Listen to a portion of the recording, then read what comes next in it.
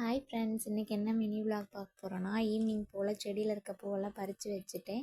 அப்புறமா கோத்து வச்சிடலான்ட்டு இந்த வீக் ஃபுல்லாக எங்கள் ஊரில் ஃபெஸ்டிவல்.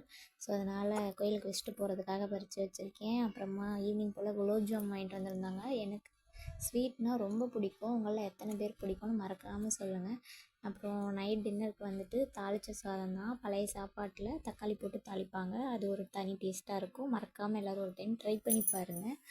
அப்புறமா பூ கோக்க ஸ்டார்ட் பண்ணியாச்சு. என்னோடய பொண்ணு வந்துட்டு பூ எடுத்து தரேன்ற பேரில் எடுத்து கொட்டிட்டு பிச்சு போட்டுட்டு மேடம் பல வேலைகள் பண்ணிகிட்டு இருந்தாங்க. அதை ஒரு சின்ன கிளிப்பை ஆட் பண்ணியிருக்கேன்.